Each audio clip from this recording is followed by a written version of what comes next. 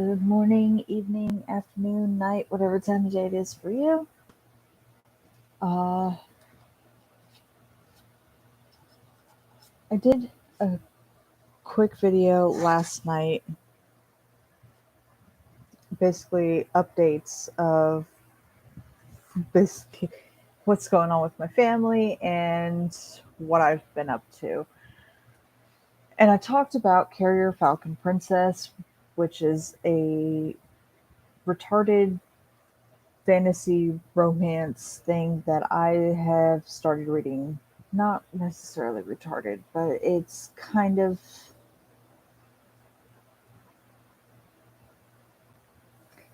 it's too good for its own good, you know? Um, so heads up, if you haven't read it, this is a spoiler. There will be spoilers. So I started reading it, and the princess at the beginning of the book turns into a falcon. I assumed that she actually transformed into a falcon. This is not the case. Um, her soul left her body and entered that of a falcon to keep her alive. Her body is still breathing, but it's in a hibernation state to where the body functions are very minimal. She's still breathing. She's barely got a heartbeat, and the blood circulation is extremely slow. It is keeping her body alive barely. Well,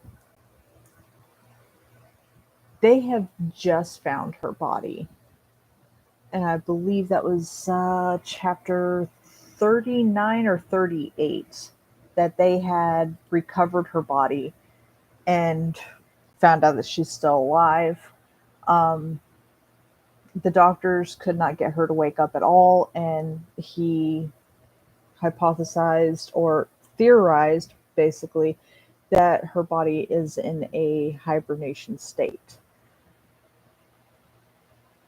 The commander in chief of this particular army goes with the falcon, the princess, to go and check on the princess. And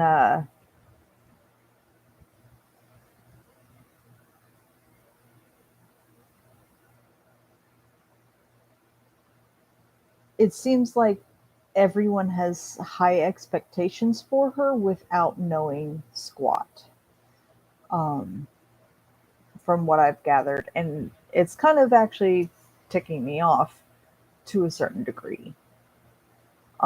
They expected that if the eighth princess is the only one still alive, that she'll become the empress and all this crap.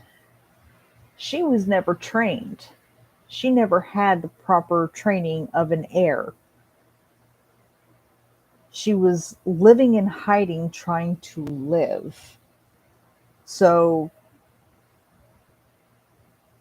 and it appears that no one else knows this except for the other princesses who never mention her. She was basically a ghost in the imperial palace. Well, in the palace.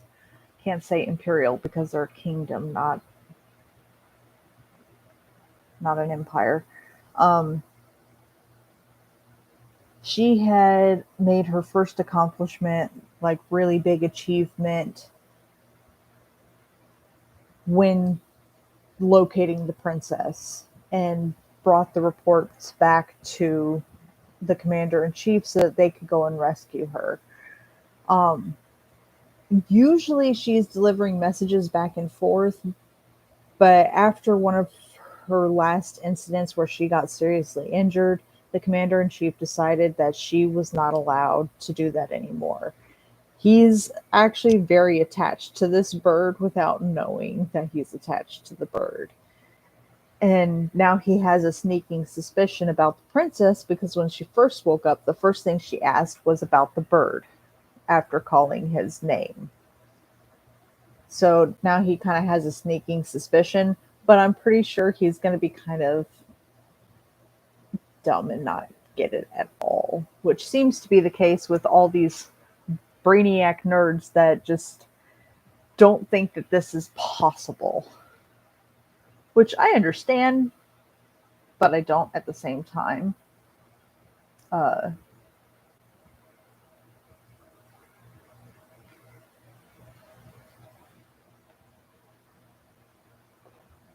they kind of have. I'm wondering if it is difficult to wrap my head around this because I thought I knew where the story was going before they found her body. Um, and then, of course, when I realized that her soul was in the bird and not in her original body,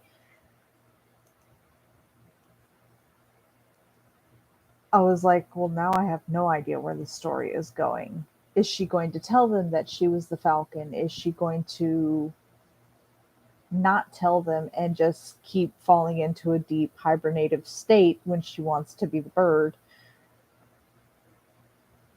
Or does that only work when she's near death because the bird was poisoned and wouldn't wake up, and that was why her soul went back to her original body? So now I'm trying to get my brain to wrap around this. Is she going to tell the commander in chief that she was the bird or not? Is she going to give up her life as a human being to be a bird, or is she going to keep both, or is she going to give up the bird to be the princess?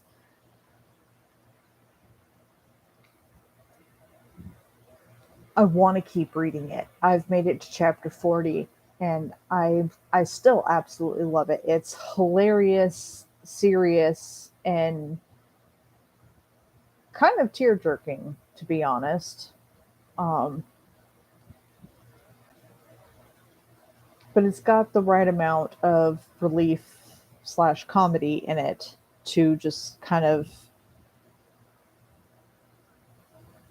the last few chapters. There's been a lot of information just flying at me,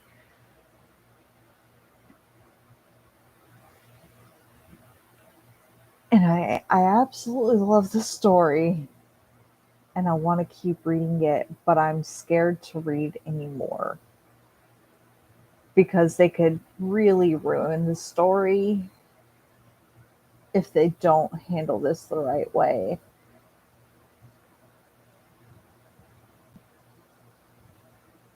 There are a lot of stories that started out just fantastic and absolutely loved them, and then they ruined it. Uh, One of those was Crows Like Shiny Things. That story started out fantastic.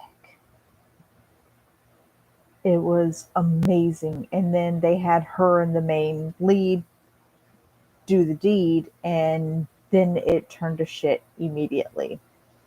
He turned into an asshole, and she basically turned into a pet, even though she's this badass chick. I don't like that. I hate it when they do shit like that.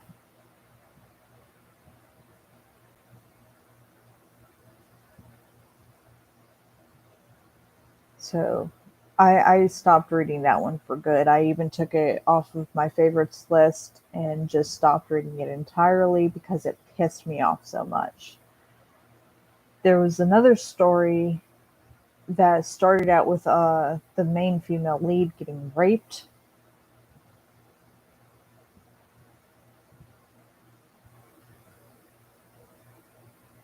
and her family kicks her out of the house and says they want nothing to do with her because she does nothing but seduce everybody and blah blah blah. Mind you, this is her biological family.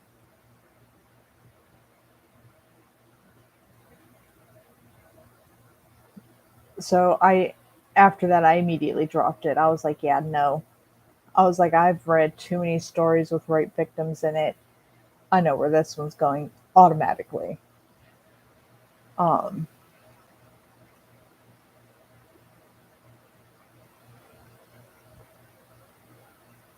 I just not even gonna bother. This one this one hasn't started out that way. This one basically gives you a background story of her life somewhat. One of the chapters though is not translated. Um, which really ticked me off, but I kind of got the summary of it um, just from looking at the pictures. Really irritated me though. I'm really hoping I don't run into that problem again. The last time I found a story on here that I was really obsessed with, I got to 42 chapters with it being perfectly fine. And then the rest of them up to chapter 90 something wasn't translated. So it's a hit and miss with these. Most of them are pretty okay if you can decipher horrible English. Um,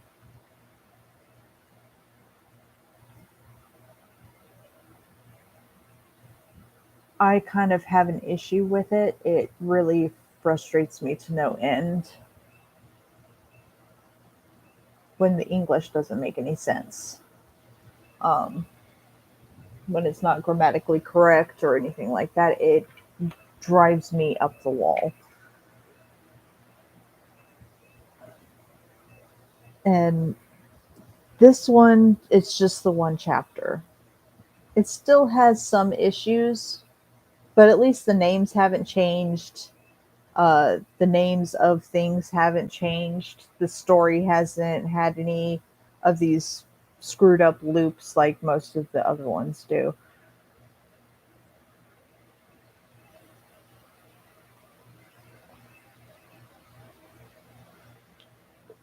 One of the stories in particular that I found on here was about these two people who had met a long time ago, and when they reunited,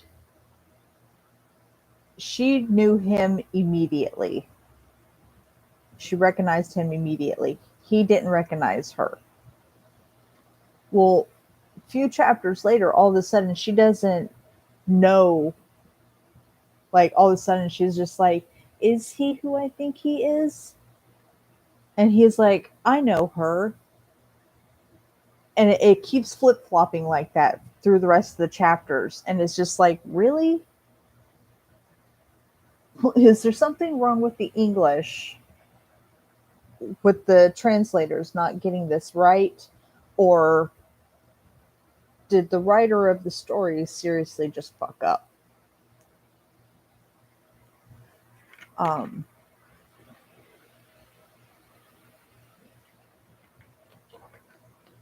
I dropped that one after 6 chapters of them going back and forth. Like, is it me? Is it him? Is it me? Is it him? Is it her? Is it not? All that crap.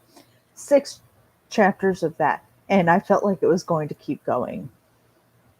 So I dropped it automatically. Um, I don't mind if there are a few issues with a story as long as I can catch on as to what they were meaning to say or meaning to plot twist or whatever. But when it gets to the point where it's so horribly done that my brain is just like, no, and it just wants to shut all bodily functions down, I have to drop it automatically. The first Twilight book was like that for me. But after I got to the second, the third, and the Breaking Dawn,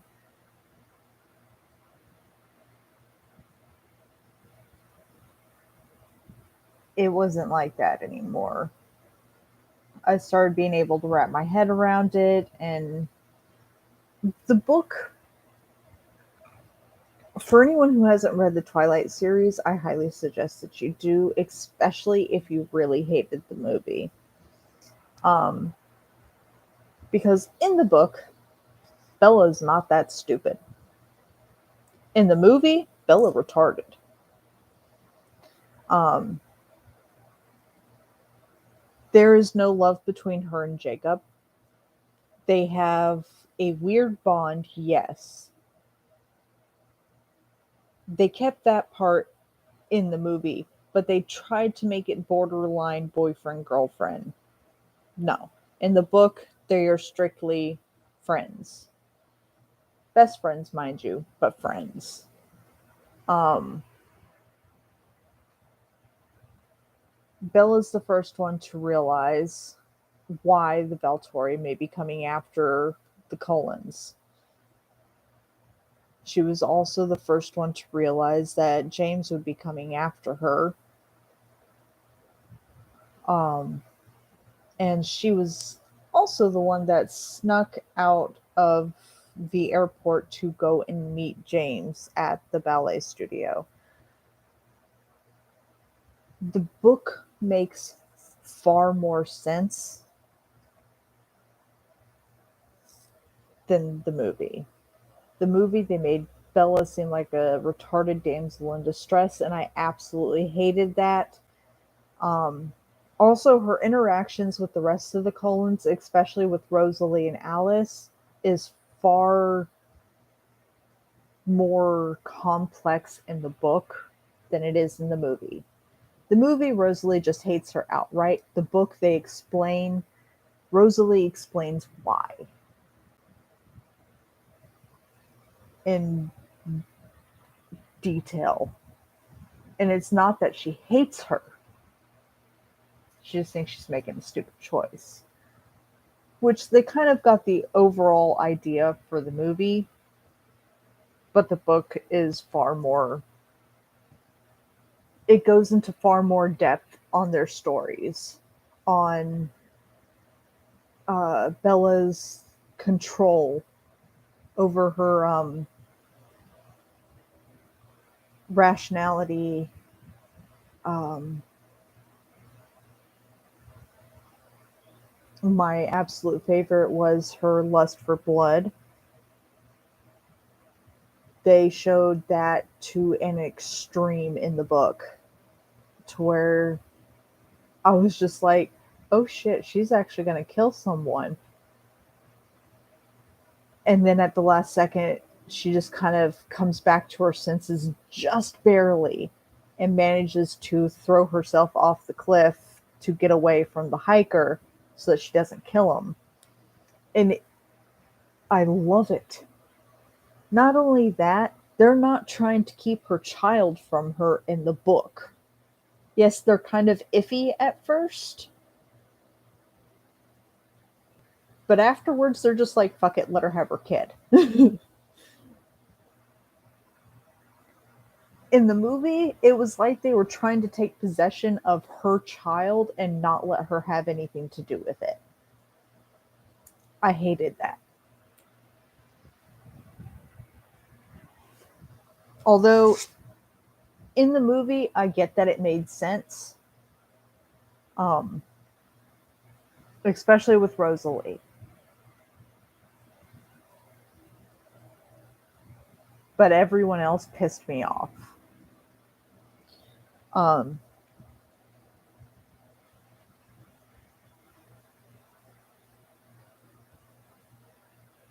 the books were fantastic. Everyone was like, it reads like a 12-year-old wrote it and stuff like that. I'm like, to me, no. To me, that was an immersive fucking story. And it went into great damn detail about certain things. I love that. Because if I can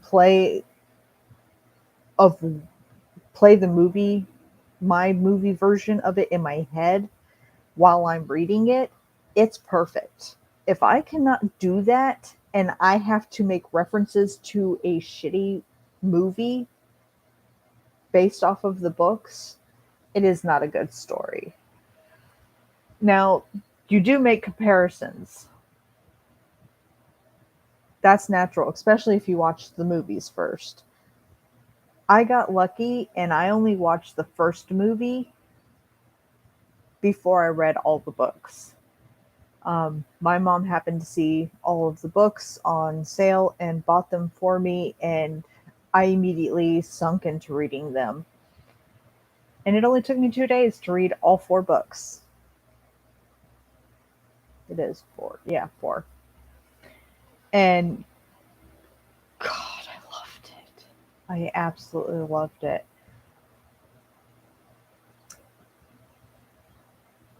The movies, after the first one, I stopped watching for the longest time. And then the second one happened to pop up on Netflix, and I was like, fine, okay. And I just started watching it while eating popcorn because there was nothing else to watch on Netflix. Netflix is shit now. Um, so I was sitting there eating popcorn watching this, and I was like, not too bad. Some things really ticked me off because it wasn't like the book, but I understand that they have to cut time to a certain extent. It just really ticks me off when they leave out certain details.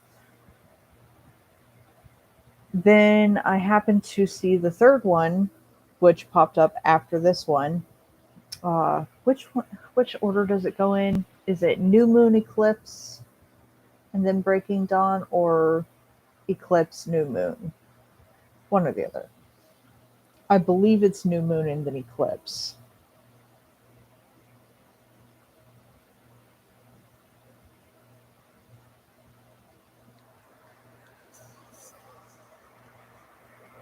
Oh, I can't remember. Um, anyway, the third one popped up after the second one ended, so I watched the third one, and then Breaking Dawn they broke up into two parts. So there were two parts, two different movies for Breaking Dawn. The book is just one gigantic book, not as thick as the Harry Potter books, but it was pretty damn thick. Um,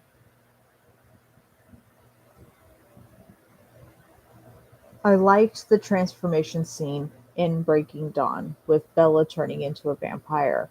I liked that. I liked what they did in the story afterwards. The movie, they didn't capture the family's full reaction to her being a vampire and her reaction to being one of them and adjusting to her new sight, her new senses, and stuff like that.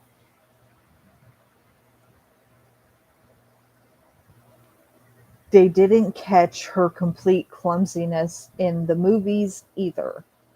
She is a klutz, not an idiot. Um, in the books, she's like the most adorable human being, aside from Alice, that you would ever meet. In the movie, you just want to punch the living crap out of her. She's like Kagome. Is he coming after me? I'm so special. Type shit. You just want to punch them both. There's no use for them. There would be no story. Just they're useless. Um, but in the books, Bella is smart, klutzy, and has a real bond with the Cullen family and with her dad and with her mother, um, with her daughter. Now, true that in the books they really don't develop Renesmee's personality much, so you can't really get attached to her, but she's still part of them. Um, and also in the books, I believe Alice's ability did not work on Bella. In the movies, it does. Also, Jasper's mood manipulation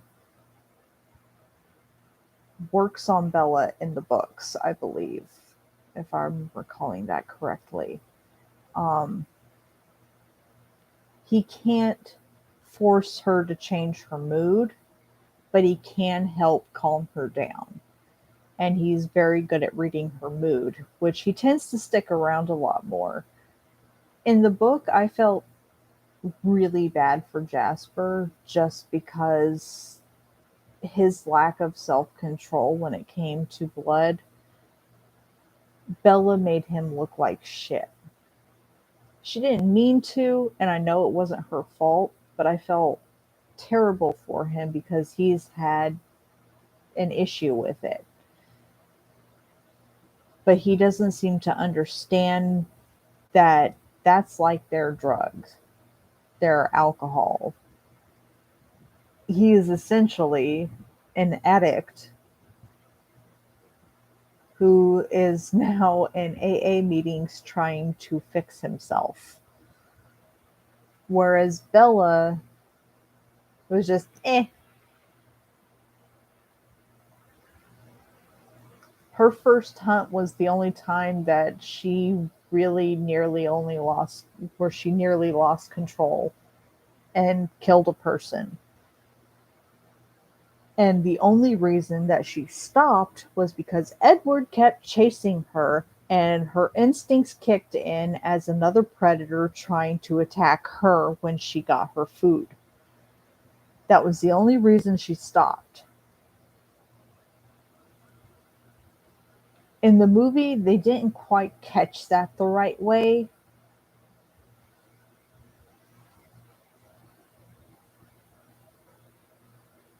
It just it didn't feel the same when you're watching it and when you're reading it. When you're reading it, you're like, "Holy shit, how did you do that?" Because they describe the smell as being something so intoxicating. Um, and just like,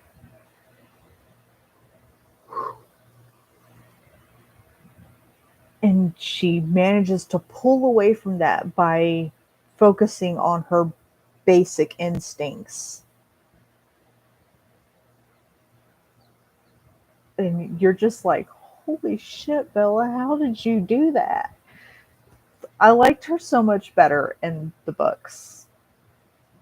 In the movie, I could have done without. Um,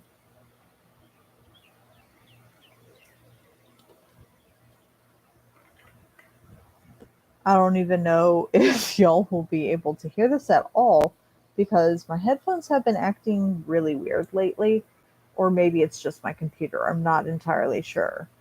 Could be both. They're working against me. But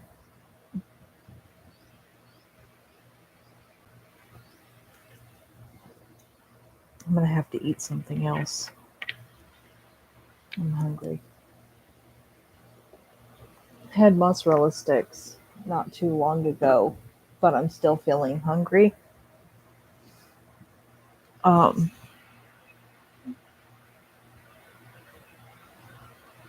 and yesterday I basically slept all day. I was not. I got into a mood yesterday where I felt like I was going to just completely break down. And I was sitting outside and I felt the tears welling up and I felt like my mind was slowly going numb. And I kind of sat there for a minute and I was like, this is not where I want to be right now. So I started blasting music in my ears and came back inside and started cleaning the whole living room, as well as the kitchen and the hallway. And I managed to pull myself out of the mood. That is the second time that I've ever been able to do that. And it's not easy.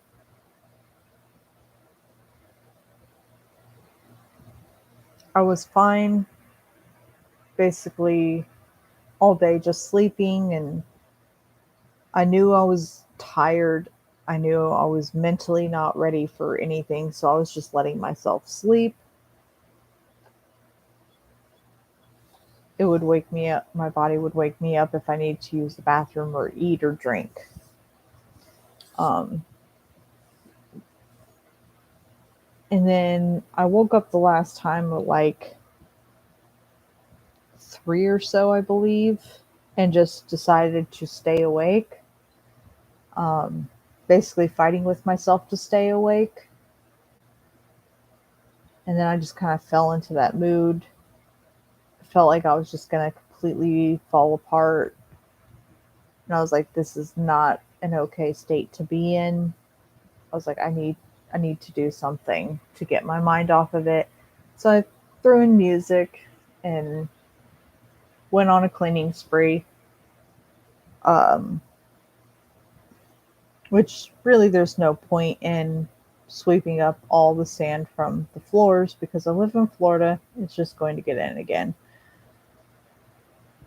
But I did it anyway because there was a lot of it. I even took the rugs out and beat them to get the sand off of them. Doesn't work because we don't have a vacuum, so I can't vacuum it. Um, did the dishes, which was redundant because I was cooking at the same time, so I'm just dirtying more dishes as I'm washing dishes. So, but it got me out of that horrible state, and I was like, okay. And that's when I started reading Carrier Carrier Falcon Princess, and just I was loving it. I was laughing. It's hilarious. The interactions between birds and humans is just phenomenal. I absolutely love it. Because when an animal responds to you when you're talking to it, you don't realize that you respond back. And then when you do, you're just like, did I just reply to a damn bird? Like, they have a whole bunch of that in here, and I absolutely love it. Oh,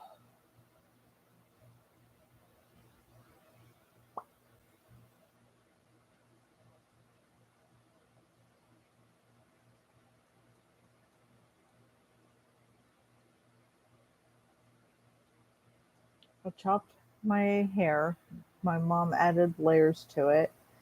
Can't really tell because it's dirty, so I put it up because I don't feel like taking a shower right now. Chopped my nails, so now they got this little square thing going on with them. And everyone, as always, still thinks they're fake. They're not fake. They're my natural nails. They never break. Uh, I always have to chop them. Very rare occasions I'll actually get one to break, and it hurts like hell when it does. Um,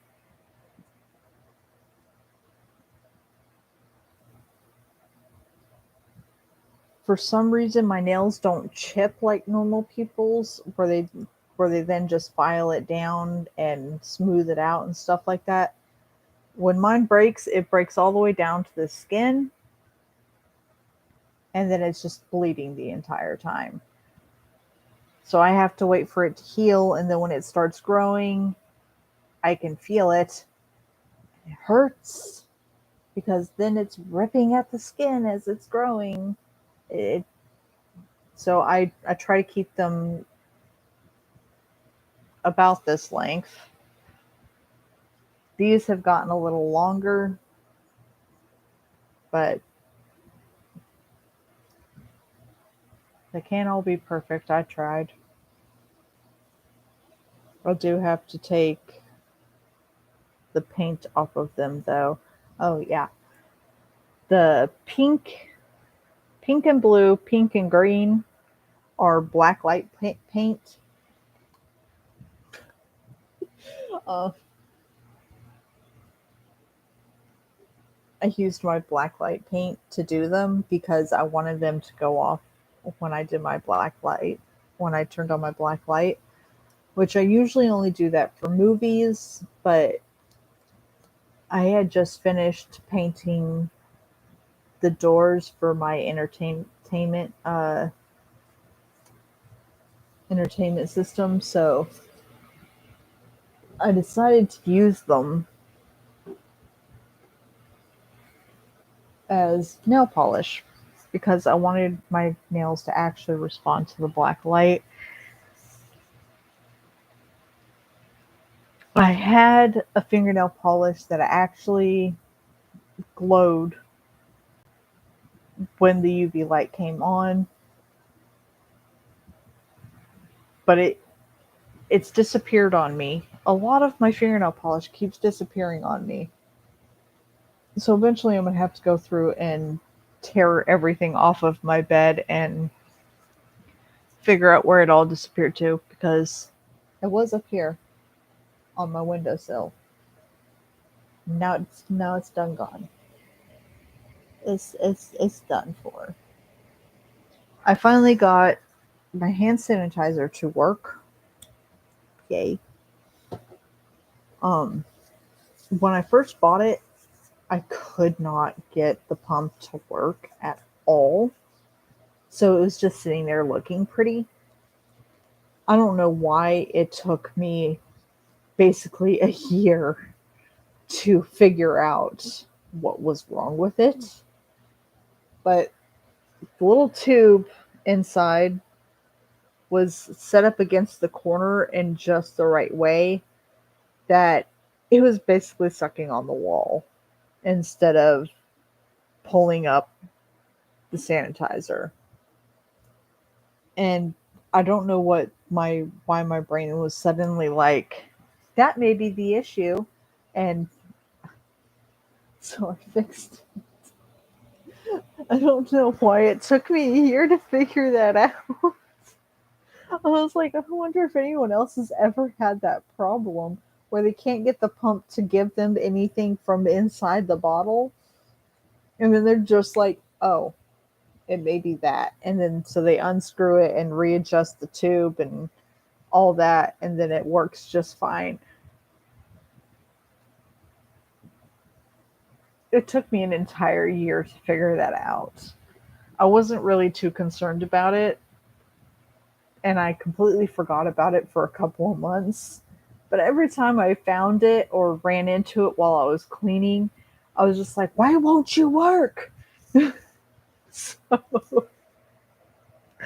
I can't believe it took a year. And I've unscrewed it before too, which makes no sense. But whatever. It's okay. Just dumbass over here. It's fine. Anyway, I am going to go ahead and get back to reading this. I have a whole lot of other stories queued up. How many is that? 1, 2, 3, 4, 5, 6, 7, 8, 9, 10, 11, 12, 13, 14, 15, 16, 17, 18, 19, 20. 20. Okay, I have 20 stories queued up, and I'm only reading one. Plus, I have YouTube opened in another tab and the original Kun manga uh, listing open as well. That's a lot of tabs.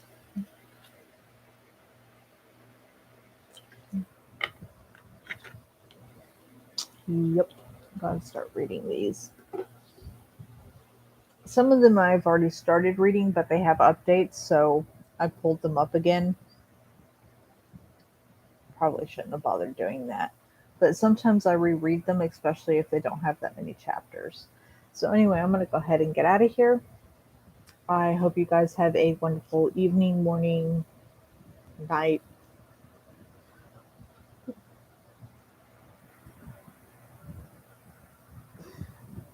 Morning, evening, night, whatever time of day it is for you. I might go and try to fix my brain. I hope you guys have a lovely evening. Bye.